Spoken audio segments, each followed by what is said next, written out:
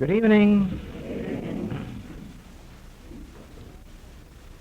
Well, first of all, we have the sad duty to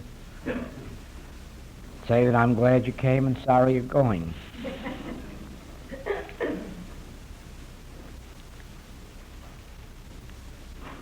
I'm particularly happy that our classwork this week has included most of the students who have been in class with me for anywhere from 2 to 9 years, so that we have without doubt in this week's work the highest consciousness of any class that we've ever had. I mean by that, by far, most of the people sitting in this room tonight and this morning are those who have been lifted into a consciousness whereby they are enabled to be healers to some degree, and it is that healing consciousness, which is spiritual consciousness, that's the goal that we seek. And when we have a room full of it, it just means that the group consciousness is that much higher. Even if 2 or more are gathered together in spiritual consciousness, the Christ is very evident. But when there are 10 righteous men in a city, there's enough for the whole city to be saved. And so it is that the more of high spiritual consciousness we have together, the higher the rest of us are all lifted into that atmosphere. That is why the Master hoped that by having his 11 with him in Gethsemane, that he would be lifted above his trials and tribulations. It just so happened the 11 were a little too sleepy. And when he went to the Mount of Transfiguration, he took those he considered the highest state of consciousness, because only they would be able to see the revealed truth. And so it is when we have with us those of the highest state of revealed consciousness, we are enabled to see the higher phases of truth. And it has really been that way this week. I'm not going to stop now to say thank you to everybody who has played a part in this work, because I'll have opportunity in the coming weeks for that, and they will have to meanwhile understand that I feel that gratitude because I have something on my mind and I have to get into it. This morning was the last morning of the Practitioner class. This evening is the last session of the closed class. But when you hear the tapes of this week's work, you're going to find the tape of this night's work on the same tape on the opposite side of the Practitioner series, so that you will have both the closing Practitioner tape and the closing closed class tape on one tape. And the reason is this: it's never happened before. I told you this is an unusual class. It never happened before, but the reason is this. Along about January 12th, 13th, when the inner spoke to me and told me to begin this new work, we began in Honolulu, and we began with just Mr. Nowell and Mrs. Lindsay, and very quickly Mr. Starkey smelled it up here in Central Park and flew over. And so there were the 4 of us, and then of course our 3 local students in Hawaii joined us, and we went through quite a long period of weeks of daily work, beginning at 9 in the morning and going through to 11:30 or 12 noon. And Mr. Starkey had nothing else to do, and evidently Mr. Nowell didn't feel like doing anything. So all of us would meet again sometime in the afternoon, and then at supper time, and then afterward. And along about 11 or 12 at night, it would be time for everybody to go home so as to get ready to meet at 9 in the morning again. This went on for weeks. And it was a preparation for this classwork. Now, certain things unfolded during that time, and all of them are to be found in this week's work. But on Saturday night, the night of the lecture, something happened also that has never happened before. The lecture was probably the deepest night of work that I had ever experienced up to that time. Things were revealed last Saturday night that do not appear in any of my writings and have only been hinted at in classwork. And more especially this.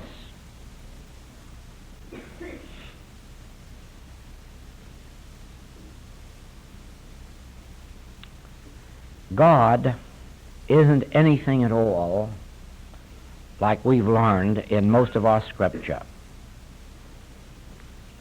God isn't anything or anybody that punishes us for our sins or rewards us for our good. God doesn't send us to hell or keep us in limbo, nor does God give us wings when we're particularly good. Another thing, when you read such statements as ye sow, so shall ye reap, or if you sow to the flesh, you'll reap corruption, but if you sow to the Spirit, you reap life everlasting, you're apt to believe, or apt to be led to believe, that that means that if you're a good boy or girl, you're going to get sweet rewards, and if you're a bad boy or girl, you're going to have terrible punishments, and when you look around in life, you find it doesn't work out that way. And it doesn't mean that at all. And yet that is the way we have been led to believe, that if we're good, we'll be rewarded, and if we're bad, we'll be punished. And yet once you understand the nature of God, you'll find that isn't true. You'll also find this. After you do enough healing work, you'll come to the conclusion that I've mentioned to you, whether at the evening class or the morning class, I don't remember, that when you're really up against it, up against a case of sin in a nasty form or disease in a fatal form, that all the truth you know won't help. If you could remember the whole Bible from Genesis to Revelation, it wouldn't help. And if you could remember all of the metaphysical writings in the world, it wouldn't help. You really find, when you get into the healing work, that the truth you know doesn't help.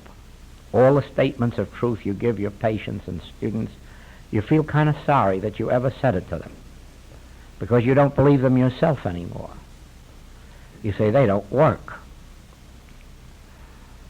I'm sorry that I let my patients and students feel that by knowing them, that they would work. And you learn this eventually, that when you have a response in healing work, it is when you get inside so far that you actually feel the very presence of God. And that is the time when healings take place. And then you realize, then it wasn't because we were good boys or deserved it or earned it, or it wasn't because we knew that the truth would make us free, or it wasn't because we knew this or that. It was because the presence of the Christ became evident, tangible, visible, and it did the work. After that, you feel you'll never give anyone another statement of truth, and you'll never tell them to read another book. But you will, and you do, because you know that just as you came through that road, they will have to come through that road. You can't save them anything in the development of their consciousness. You can save them a lot of years of suffering. In other words, you can heal them by your developed state of consciousness, but you can't bring them to your state of consciousness unless they go through the same books or the same truth or the same prayers or the same affirmations until they arrive at that state of consciousness. Well, so it is, as that dawns on you, you also learn that it isn't true that if you're a good boy or girl, you'll get a good reward, and if you're a bad boy or girl, you're going to get punished. You learn that that isn't true, and the Bible doesn't mean that. It means literally, when it says, if you sow to the flesh, you will reap corruption, it means literally that in proportion as you follow a materialistic state of consciousness, you will reap materiality. Not necessarily bad. It can be good materiality, but it'll be materiality. It won't be spirituality. You'll find that when you sow to the Spirit, that's quite a different thing. Then it doesn't say that you'll reap good. It says you'll reap life everlasting or eternality or immortality. Now you begin to perceive a great wisdom, that in the healing of the sick, in the healing of the sinner, that you have to rise far above whether they're reaping to the flesh or whether they're reaping to the Spirit. As a matter of fact, you have to leave them alone. You can't take them into your thought. It can't make any difference to you whether you're treating a saint or a sinner, or whether you're treating a person with a slight cold, or whether you're treating one in the last stages of cancer. You have to forget all of that and just go inside your own being and rise above cause and effect until you get into the kingdom of God, and then the Christ takes over. The Spirit of God, the same Spirit that raised up Jesus Christ from the dead, will quicken also the mortal bodies of your patients, your students, and yourself. And you know, surprisingly, that popped out Saturday night. It shouldn't have come out in a lecture at all. It should have come out probably in a practitioner's class, but it came out at a lecture, and so it has been a theme in both the practitioner's class and the evening class. And so the class has been more or less intertwined all through the week. Probably the morning class has touched some points that we haven't yet touched in the evening, but I have a hunch that before the evening's out tonight, it will all be a part of this tape. Now,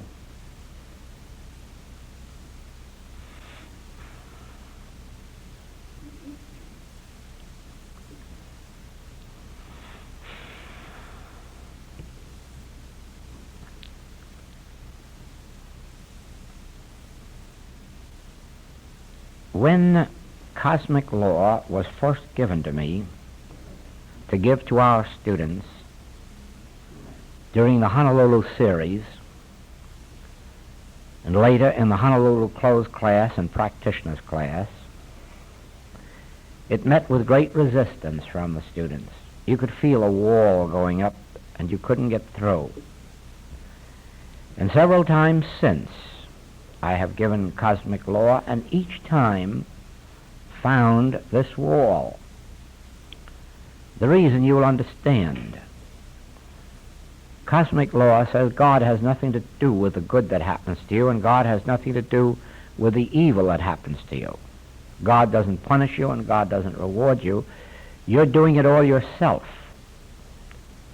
In other words, there's a cosmic law in the world, a law of cause and effect. And you either violate it and suffer, or you hook yourself up in harmony with it and you benefit. But the trouble is that some of this law you don't even know, and therefore you violate it continuously, ignorantly, and that leaves you with a sense of hopelessness. What can I do about cosmic law if I don't even know what the law is?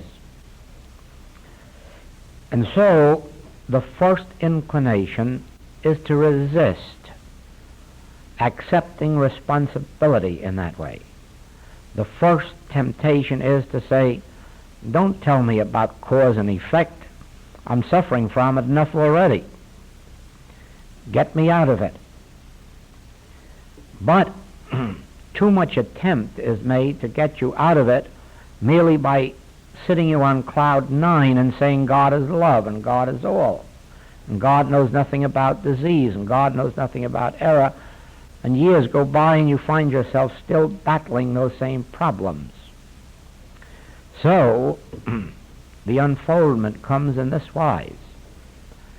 First of all, make the acknowledgement that cosmic law operates in the experience of every human being, and every human being is under that law. The law of cause and effect, very much like getting in a draft and catching cold, or very much like putting your hand in the other fellow's pocket and taking his money instead of your own. Now, as a matter of fact, spiritually, there's nothing wrong with putting your hand in the other fellow's pocket and helping yourself, because spiritually the earth is the Lord's and the fullness thereof, and son, all that I have is thine. From a spiritual standpoint, nobody has a right to have a fence around their property. From a spiritual standpoint, everybody should have a power of attorney over everybody's checkbook. And from a spiritual standpoint, it would work out beautifully, because we'd always be working back and forth. One would have today and the next one would have next month. One would have something today and the other would have something else. It would work out beautifully in a spiritually minded society. But the human law came into being and was made to operate through the 10 Commandments, so that God no longer possessed the earth. It was the ownership of the strongest army. If you had the best general and the best soldiers, you went out and you got the most land, and it was yours, and if anyone tried to touch it, you could cut their head off. And it wasn't murder. No, it was war. And war isn't murder. And so it is, cosmic law has operated through the 10 Commandments. Do you see that? Now, when you are in violation of the 10 Commandments, you are in violation of cosmic law, and you pay the penalty for it. All right? Let us first of all agree that there is a state of consciousness which we will call the Mosaic state of consciousness, that which has been described as the law. The law came by Moses. And as long as you are in the Old Testament, as long as you are living under the 10 Commandments, you'd better live up to them and not violate them, because there is a penalty for their violation. Even if you don't get caught, there's a penalty. The penalty within yourself, conscience. And it ultimately produces physical ills. Now, in that state of consciousness, every wrong move we make, even if it's an unconscious one or a subconscious one, takes its toll of us. If we hold each other in those laws, we ourselves are held in those laws, and we all pay the penalty. Now, during this week's work, it has become very clear that every human being in the world is living in the Old Testament. Every human being is living in the 10 Commandments. And so, as the world comes to us for help, it is a simple matter to recognize that a law of cause and effect is operating. that whatever their ill or discord is the result of a universal law, cosmic law, and then comes our part in freeing them and being freed ourselves. Because the statement goes on that the law came by Moses, but grace and truth came by Jesus Christ. So that even though as human beings we are under the law, once we have recognized the fact that we only suffer because it is the law, we drop the law. We drop the law and come from the Old Testament into the New Testament under grace and truth. And how do we do that? Merely by recognizing that the law isn't power. Grace and truth is power. Law only operates in belief. Because you see, violation of law is only a belief. If you steal, you're not really stealing. You're not.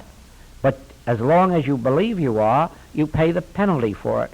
But once you know you don't have to steal because grace and truth is your supplier, you don't steal, you have no temptation to steal, you're not under the law of theft, not under the law of lack, you're not under the law of punishment. Oh, it is so clear that the very moment that you know you live by grace, theft, belief of theft, temptation to steal, belief that there's any gain in stealing, all of that goes out the window.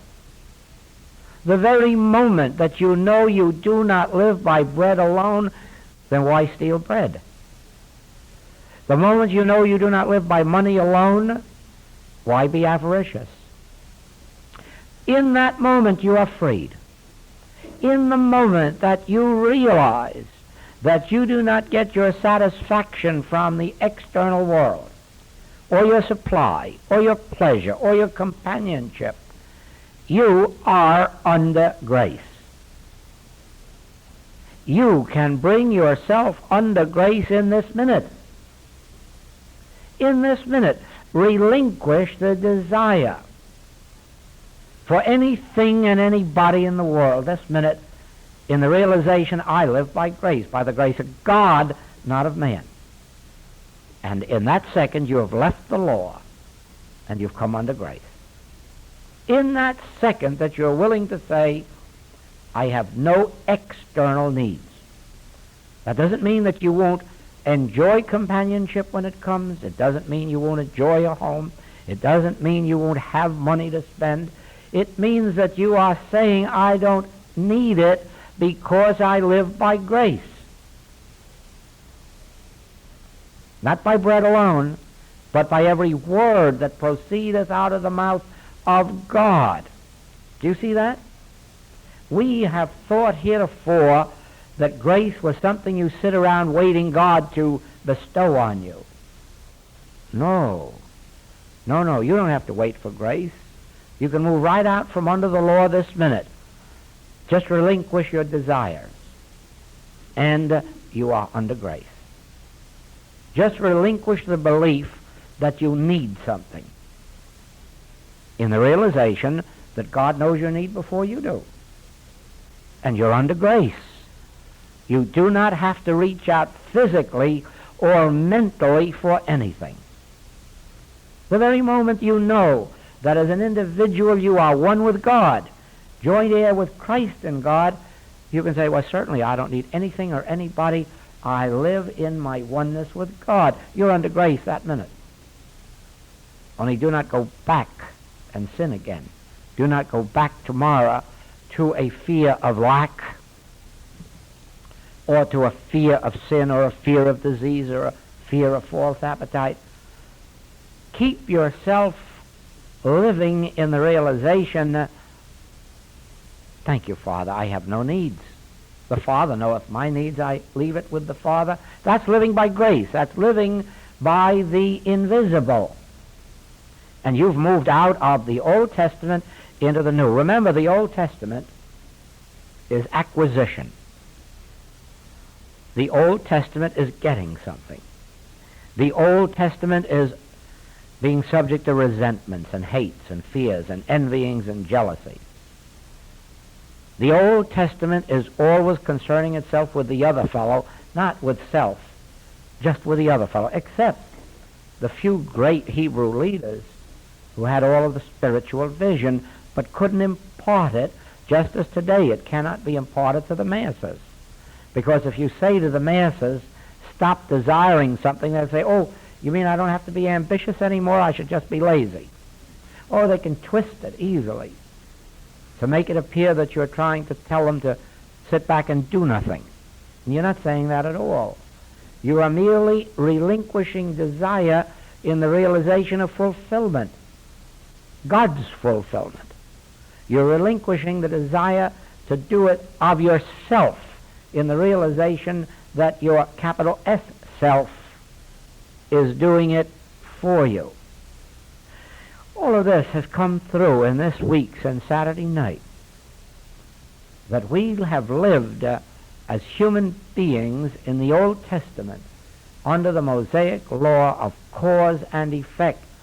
But when there's no cause, there's no effect. Now, through this statement came to us today. Every patient that comes is under Mosaic law, under cosmic law, cause and effect. In our treatment, we understand that they are no longer under the law, but under grace. That's how we free each other. I realize for you, you are not under the law. There's no law of cause and effect operating in this consciousness. There is only the law of divine grace, in which you do not live by bread alone, but by every word that proceedeth out of the mouth of God. And you do that for me.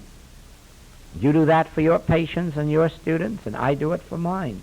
And we hold each other in spiritual freedom by knowing that you are not under the law of karma, of cause and effect, not former births or births to come. But in this very instant you are passing from the Old Testament of cause and effect into the New Testament, which is grace and truth. Now we live by grace, not by personal effort, not by struggle, not by strife. Mortal man has to earn his living by the sweat of his brow. Spiritual man is joint heir with Christ and God to all the heavenly riches. You are that spiritual man when remember, if so be the Spirit of God dwell in you, when you come to the place of relinquishing the laws of cause and effect by acknowledging that you do not live under the law of cause and effect, that the law of cause and effect isn't a law unto you, that the law of cause and effect isn't really a law. It's a belief that concerns a selfhood apart from God. It's a false sense of self which brings itself under the law. In this wise, if I say I have to pay next month's rent, I have brought myself under the law. If I say I and the Father are one and I do not live by bread alone, I have brought myself under grace. Do you see that? If I say I need companionship, I have brought myself under the law of karma, cause and effect. If I say I tabernacle with God, I companion with God, I and my Father are one, I commune with God, I have brought myself under grace.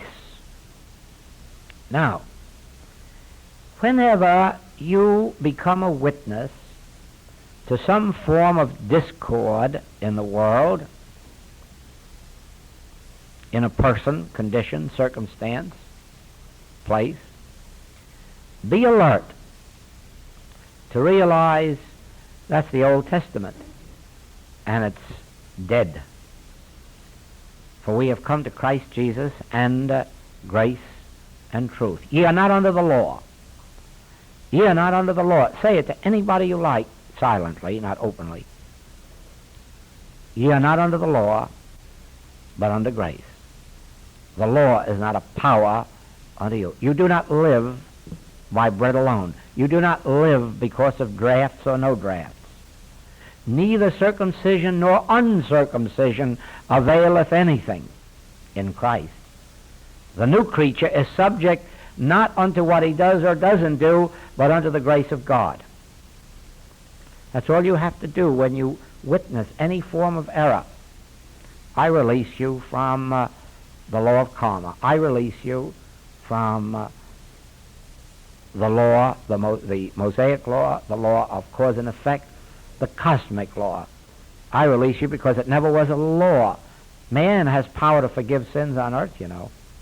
The Son of Man has power to forgive sins on earth. You can walk up and down this earth forgiving sins, healing sickness. It doesn't mean that all of those will respond to it, because there are those holding themselves under the law, and if you were to give them their freedom, they'd hasten back to it. Just the same as you can give people liberty, but you can't make them keep it. The Hebrews had to go out and get a king for themselves. Others have to go out and get unions for themselves, and others have to go out and get other kind of combinations for themselves. They can't stand freedom. And so it is that we can't give freedom to everyone because they won't accept it. But you can give it to them silently, spiritually, and then those that are ready for it will respond to it. Those who aren't ready for it will have to go on a while. But that isn't your business what they do. Your business is what you do. If you hold anyone in bondage to the law of karma, of cause and effect, of the cosmic law, you have bound yourself. If you set them free, you have set yourself free, because there's only one self. And what you do unto another returns unto you. The bread that you cast on the water returns unto you. As you sow, so shall you reap. And if you will just sow freedom, spiritual freedom, the grace and truth of Jesus Christ onto this universe, you will reap the grace of Jesus Christ in your experience. So you see that it is fitting that this message all be on one tape as a climax to both classes. And so you will find the conclusion of the morning work on the same tape as the conclusion of the evening, and you will thereby know that the entire work, morning and night, has been in the one direction, the one theme that was given us right from the Saturday night lecture, that we have only suffered by holding ourselves in a law of cause and effect, and now we walk out on the waters and free ourselves in the realization, as children of God, we are not under the law, we are under grace. Every time a discord comes into your experience, just smile at it with the realization, yeah, that's still part of the law, but I am under grace, and that law is not a power.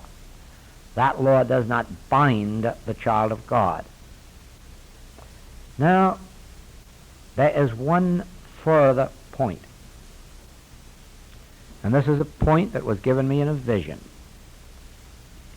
and it concerns the handling of fear. Before this week, it was brought out that behind all of this world's trouble is fear. The world is fearing lack, or the world is fearing communism, or the world is fearing each other.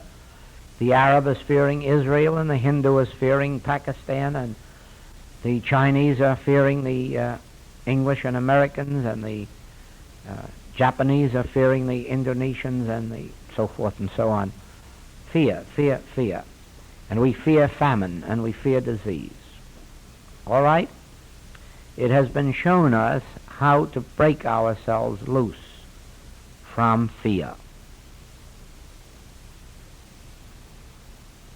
Do you know that if you didn't fear something or condition, fear would have no power anymore? I used this illustration, I think, this morning. Many years ago we feared the Kaiser, and we went out and removed him. But that didn't stop our fearing, because the next thing we knew, we were fearing Hitler and Mussolini. Well, that wasn't too bad, because we went out and removed them. Yes, but that didn't help any, because along came Japan, and we started to fear Japan, which wasn't too difficult to handle, because one bomb and they were out. And now we had nothing left to fear but, our pal over in Russia, Gentle Joe. Gentleman Joe. All of a sudden we had to fear him. So we've transferred our fear to him. Now, of course, we don't know anything about Mr. Nehru, and we don't know anything about Colonel Nasser. So we're going to fear them for a little while. Now you watch what I tell you, that as long as you have an object of fear, you'll have something to fear. And you'll merely transfer it from one thing or one person to another. When you stop fearing communism, you'll start fearing Catholicism. When you stop fearing Catholicism, you'll be fearing Masonry or something else. You'll always be fearing something. Every time an object moves, something will move in to replace it. Now suppose that you were to take this position. Yes, we feared Caesar in the beginning and got rid of Caesar. And Genghis Khan and all the people and all the ideologies of all time, we feared one after another, and we still have them. We feared malaria, we don't anymore. Now it's cancer. We feared consumption, we don't fear that so much. It's heart disease. All right, let us agree to this then, that every object of our fear must prove to be nothingness, because as we have removed it, that object has been taken, another object has come into its place. Now let's chop the head off and say, I will not fear what mortal man can do to me.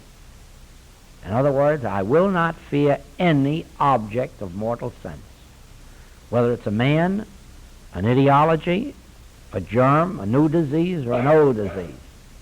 I will not fear what mortal man can do to me. I will not fear any object of sense. And so as the name Russia, cancer, India pops its head up, Israel, Arab, let us, not openly in the press, I hope, secretly within ourselves say, I cannot be made to fear an object of sense. And watch what happens to fear. Fear has nothing further to feed on. The moment you withdraw from fear an object of sense, you have stopped the power of fear. You could say, as we did earlier this week, just realize that fear itself isn't a power. But the more you do that, the more you see these cancers and heart diseases and Stalins and the rest of them sticking their head up, and you say, I can't stop fearing fear. So let's go at it the other way. I shall not fear what mortal man can do to me, what mortal condition, mortal person, mortal thought, mortal ideology, mortal thing. I will not fear an object of sense, in other words. I will not fear an object. I will not fear anything that has tangible form, outline. Then you will see that we will approach one condition that can save the whole world. When the world no longer fears, its salvation is nigh. Just as if we could sit down to agree on what we want to do for this next 12 years, we would do it without fear, and we would have a most harmonious arrangement. But if we had to sit down fearing each other, distrusting each other, never could we come to an amicable arrangement, even to have another class. Do you see that? But while fear exists, no harmony can come. But fear will always exist as long as there is something to fear. So let's chop the head off. Let's chop the head of everything off so that there's nothing left in the world that we fear, and fear will go. And there's only one way we can do that. Realize this, that even if you got rid of the thing you're fearing, tomorrow something else would come along to fear. So you might as well start today to fear nothing anymore. In other words, withdraw power from effect. Withdraw power from germs, infection, contagion. Take the attitude inwardly that you have no fear of anything, circumstance, or condition, or person. I don't mean that you can succeed in 5 minutes, but I mean that by an inner practice that you can bring yourself to a state of consciousness where it becomes absolutely clear to you that infection and contagion aren't power. You've seen them healed too often metaphysically. And then you go on from there and realize person, thing, circumstance, condition, and come to that realization within yourself, I shall not fear anything in the realm of effect. Why? All power is within me. No power is in effect. I use this illustration. Don't fear this hand because it can't punch. I can, but the hand can't. That's a temporary state. If I think I am Joel, then you say, well, I don't fear the hand, but I can fear Joel. But supposing you've discovered that I is God, now you say, oh, now I'm not worried about that hand at all. I know what its control is. So it is. There isn't any object in this world that has an evil power once you realize that all the power there is isn't outside in effect, it's within you. It isn't even in me, it's in you. If you would only know that it's you that controls this hand, you'd have no fear of it. And you do control it because I control it, and I is you. There's only one I. There's only one selfhood. And so it isn't Joel that controls the hand, it's I. You have no reason to fear it. So it is with every object in this world, I control it. I control everything, whether I appears as Joel or I appear as you. The power of control, of dominion, is within me. Is there any other God beside me? Isaiah says, I know not any. That me is you, whether it's me or whether it's you. There is only one selfhood. Now, when you see a fist out here, or a dagger, or a gun, and you say, but I control it, now what do you think can happen? Don't you see that? It's all a question of identity. It's all a question of withdrawing power from out here. There are a lot of atomic bombs in the world, but supposing you were to realize that I control them. I don't mean Joel, I mean I, you. Would you have any fear of them? No, you're not going to turn them loose on yourself. And that's the only control there is, I. That's how you overcome fear, by withdrawing all power from the objective world and placing all power in the word I. I am the light of the world, and in me there is no darkness at all. Nothing from without can enter that defileth or maketh alive. Not even a bomb. Nothing from without can enter that defileth or maketh alive, because the control, the government, the jurisdiction is not in the effect. It's in I.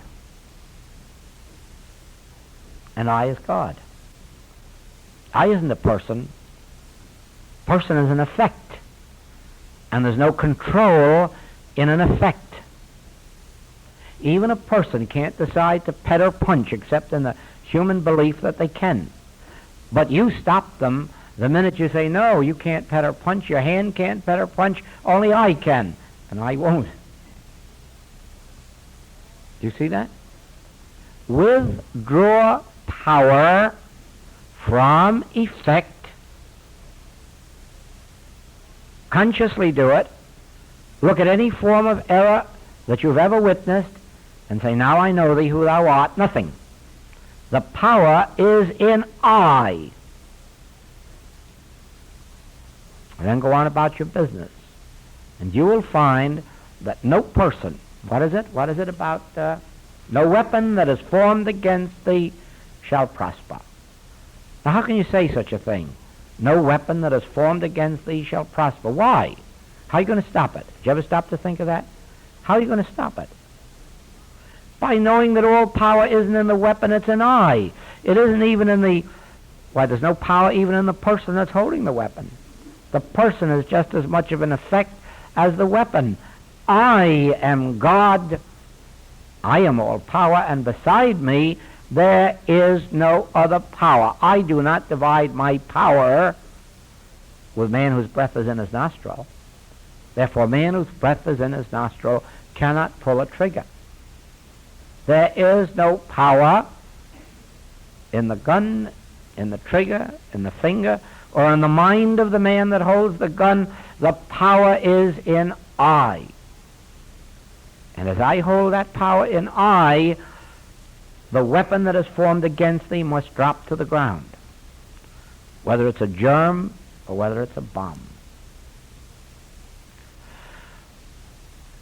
You see, that too has been made clearer this week than ever before, although the principle is found in the infinite way in all of its writings. Yet it becomes so clear this week how to handle it. Don't walk around just denying. Look at anything and look at everything. Don't keep your head in the ground, and don't keep it up in a cloud. Look at anything and look at everything as the master looked at Pilate and say, thou couldst have no power over me unless it come from I. And then you will find that by grace and truth you have dominion over the things of the earth and the sea and the water and the sky. All power is in I, not in person, not in ideology, not in thing, not in circumstance. Now you see that cosmic law, the Mosaic law, all has to do with persons who could be good and evil. But grace and truth has to do with no person who can do good and evil. It has to do with I. I and I alone am. And beside me, there's no other powers, no other presence, no other cause, no other effect. But you, consciously, have to move out of the Old Testament into the New. You have to move out of the place where there is a cosmic law that can act upon you to the place where nothing can act upon you, since I alone is the actor.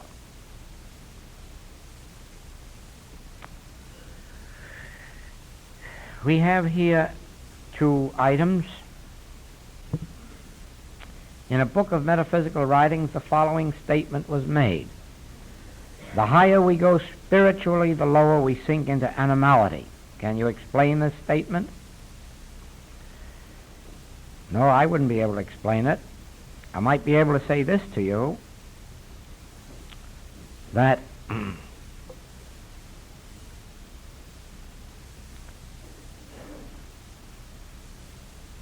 in the Old Testament, at least, it seemed that many of the, at least according to the way we read it, it seems that many of the Hebrew prophets were, shall we call it, not animal or animalistic, but sensual. They all seemed to like to marry a lot or have a lot of sweethearts. So in that sense, somebody may call that animality. It isn't really animality. It's a sense of sensuality that sometimes goes with spirituality for this reason. It's really a perversion of spirituality, because what it is the spiritual love stepped down to human love, so that even the spiritually illumined want a companionship, a oneness, a something that they for a while humanly interpret as human relationships on one plane or another. And I wouldn't be surprised that somewhere or other that's been called animality. Now, as a matter of fact, the higher we go spiritually, the less animal we become. The higher you go spiritually, the less you will need of the grosser foods, the less you will need of material pleasures and material decorations, the less you will find yourself using the things of the world. So I wouldn't be able to explain that statement. I will only say this, that up to a certain stage of our development, as we become more spiritually illumined, we do love a closer companionship of those who understand spirituality too. And for a while, that may translate itself in even the human relationships of marriage. But the higher you go in spirituality, the more spiritually the more spiritual the relationship becomes. And in that way, then, a companionship develops that contains everything in it of a wonderfully companionable nature except animality. Now then, within the next few months, one of my writings may appear in a British magazine showing this very point, that the final stage of spirituality is when the monastic or mystical life embraces one, and a complete immunity exists to human life, so that those who become the real mystics in the monasteries no longer miss human life or human companionship. They don't even need men to talk spiritual things to. They can stay right in their cells and find their inner communion with God. That's the highest step. But before that step, there is that place where there is a complete insulation from animal desires, sensual desires, where there abides alone the desire for companionship on a spiritual level, and it can be between two males or two females or a male and a female. Makes no difference. The thought of body just doesn't enter in. And so my own experience has been that the higher you go in spiritual level, the less of animality is involved in one's life. What else this may mean, I do not know. And now the prayer, glorify thou me, Father, with the glory that I had with thee before the world was, often arises unbidden in my heart. Can you elaborate on this? Oh, of course. Certainly. Do you not realize that in the beginning, God constituted our being, and we knew it? Do you not realize that we were all angels, image and likeness of God, and knew it? Before we were prodigals and went down to that famous banquet with the swine, before that, we were children of God in the Father consciousness. We were both God the Father and God the Son. And that was our consciousness before the world was, the world that Jesus overcame. I have overcome the world. But before there was a world, there was I, and I was spirit. Then came the world and a sense of separation. Then comes along the Christ and overcomes the world, and you return to the Father's house and find that you are both the Father and the Son. God the Father, God the Son, and God the Holy Communion between the Father and the Son. And all this is one. Thou seest me, thou seest the Father that sent me. And so when this comes unbidden, it is as if the heart was saying, Father, take me into the Father consciousness again where I was before I was a prodigal and wandered out into the world. In other words, take me out of this world, overcome this world, and return me to that which I was in thee.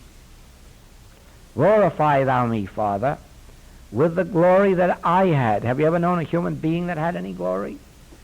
No, you certainly never did. But I had glory with thee. With thee, remember, I had glory with thee. It was God's glory that I had, not mine. But that was before the world began, before I was separated, to sense, from my true identity. Now, each one of us who has come to this work has come unconsciously with this prayer. In other words, when you first were turned to metaphysics and you thought it was because you were in pain or because you had economic lack or because you were lonesome, it wasn't any of those things at all. That was the decoy. It was this prayer uttering itself within you, trying to return you to the Father's bosom so that you could again be glorified with the glory that you had in God. And you were saying to the practitioner, please heal me of this disease.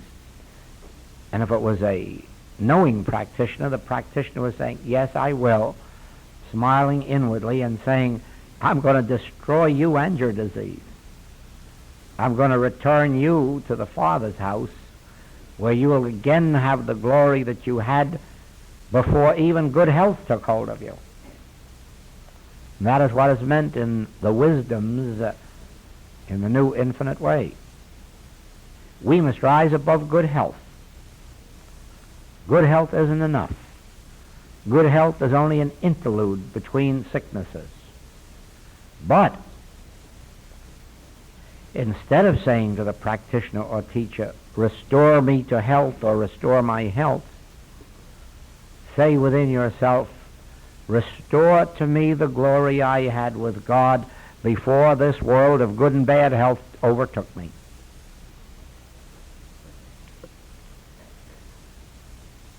Yes, this would be a wonderful daily prayer. Glorify thou me, Father, with the glory that I had with thee from before the world was. And you see, that wouldn't be asking for supply or for a new automobile. Not even for this gold Cadillac they have on Broadway now. Oh, you know, ordinary Cadillacs aren't good enough for us. It's the age of gold Cadillacs. No,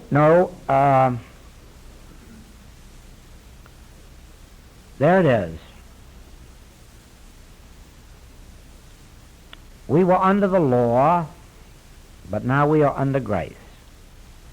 And we will demonstrate it in proportion as we will look any phase of discord in the face and just realize that is the law. Inoperative because I am under grace. Inoperative because there is no effect that has power over me, since all power is invested in I. I am the glory. I am the light of the world. I is the only law unto this universe.